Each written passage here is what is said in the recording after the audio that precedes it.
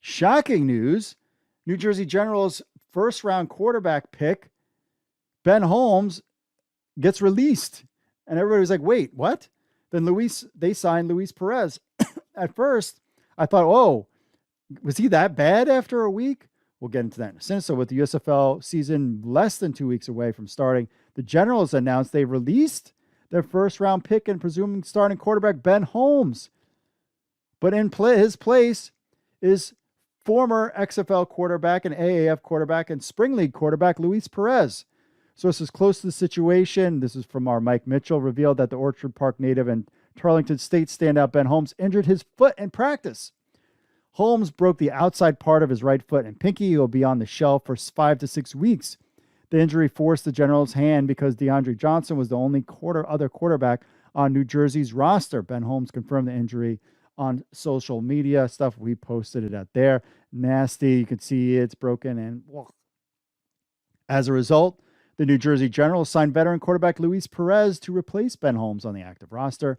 Perez is a well-traveled signal caller who has a ton of experience in pro football, having played in the AAF for the Birmingham Iron and New York Guardians of the XFL. Perez also played in the Spring League in 2021. Perez could be in line to start for the opener against the Stallions. He will need to do a crash course on Mike Riley's offense and offensive coordinator Steve Smith's offense. The timing of the news on April Fool's Day and right before the season starts are both less than ideal. Specifically for the New Jersey Generals, they're preparing to face the Birmingham Stallions in the USFL's opening game at Protective Stadium on Saturday, April 16th. Not good. You're bringing in Luis Perez, but I mean, really, Holmes was only there for a week. But Perez, who knows what he's been up to? Perez is a gamer and played well in the New York Guardians after being traded by the LA Wildcats to make room for Josh Johnson right before the start of the 2020 XFL season. Perez came in on relief on Matt McGloin and helped lead the New York Guardians New York team into playoff contention. They looked really well underneath him while he was their quarterback. They did not under Matt McGloin. Perez also helped lead the Jousters to a championship game in the TSL last spring. As a result, he has experience on operating on short notice in less than ideal circumstances. So if Riley decides to turn the offense over to Perez, he has someone who can function well in that setting. Now, as for Ben Holmes, this is a crushing blow to the 27-year-old signal caller. Holmes was New Jersey's handpicked choice to lead their offense, and it would have been his first crack at being an unquestioned starter of a pro football team. The opportunity to showcase his skills before a national TV audience on Fox and NBC was taken away. Ouch, that does suck really bad.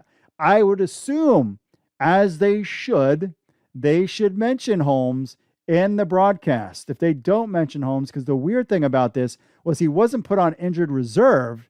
He was released from the league, is what it sounds like. I thought these guys signed up and they get health insurance throughout the whole thing by releasing him. Do you have to no longer have to pay him? It was only there for a week, but he got, I don't know that whole deal.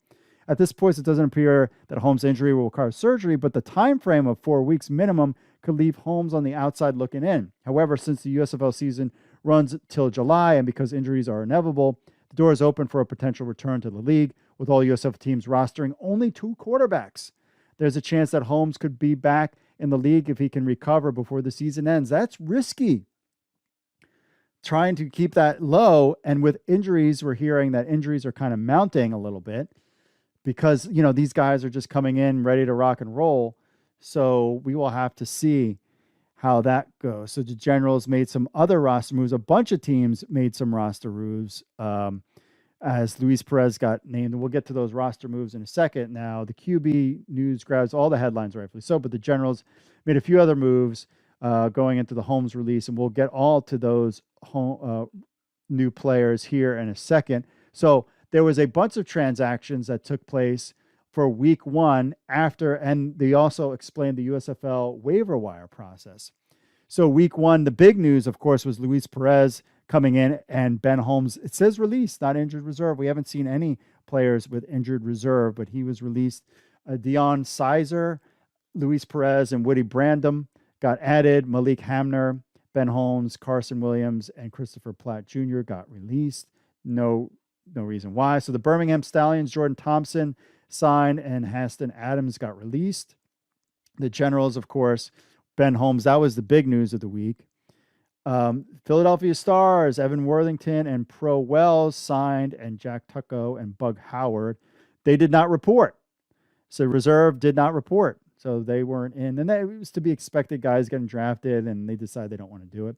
Other news, Rashard Davis, James Madison. Why is that name interesting? Because he was the number 1 overall pick in the XFL draft and wound up signing with the Philadelphia Eagles. Played with them for a while. So now he's with my team, the Tampa Bay Bandits. Zach Dahl, Jalen Booth, Johnny Maxey Jr. out, who did not report. Eli Rogers, who played in the XFL with the DC Defenders. Adam Schuler, Tyler Quintanilla, and Johnny Maxey Jr. did not report. So he was signed as a free agent, but then he did not report. So he's out too. So that's interesting to have the name to the spots, the same spot, but okay.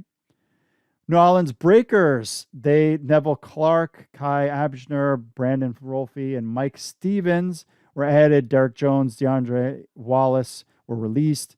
Did not report. Donnell Green, and left training camp, Brandon Rolfe. So I guess they signed him and then he left training camp. Interesting there.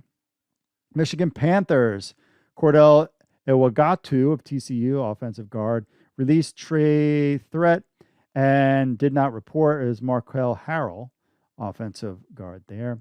Pittsburgh Maulers, Mondre London, Tennessee, Justin Evans, South Carolina. Devon Smith was released. He wasn't happy about that on social media. Isaiah Battle in. The name that you want to watch, Mondre London. We have a report on him on CFL News Hub about him.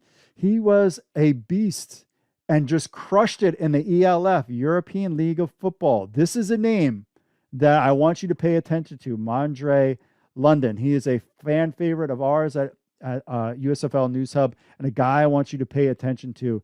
Big signing to bring him in. He just finished his ELF. We cover ELF on CFL News Hub, European League of Football. He gets signed to the Pittsburgh Maulers. That's a guy I'm excited to see, no doubt about that. So the USFL has instituted a standard professional football system where players are cut by a team, put on waivers for 24 hours. During this period, a player can be claimed by any other team. To start the order, the claiming cut players will be by order of draft lottery. So Panthers, Bandits, Stars, Generals, Gamblers, Stallions, Maulers, and Breakers is your thing. After the third regular season game, the league will base waiver priority on inverse league standings. Players clearing waivers with no claims are released, will no longer be under USFL contract to become free agents. So that's the thing there. So, but that's after the third. So maybe that's the whole thing. You had to be there to the third regular season game.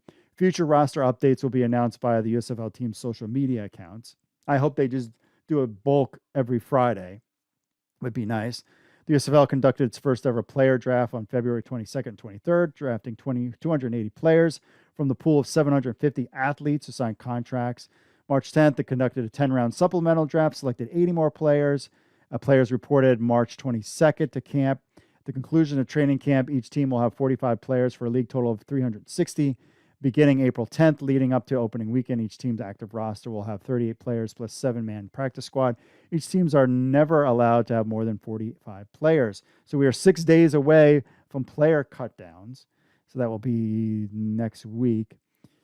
But it was interesting. Devon Smith was very adamant on social media that he was released, thought that he was the best player, best running back in the USFL.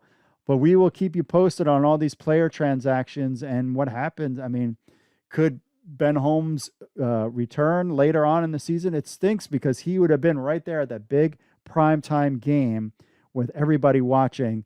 And now he's got to sit on the sidelines and not get that opportunity. But he could be definitely back in the league. Will Luis Perez be up to speed? Are 2 quarterbacks going to be enough? There are so many things. But again, the league can always be flexible and make adjustments as things go on. We will just have to see and how this all plays out. But some interesting camp news coming out of the USFL.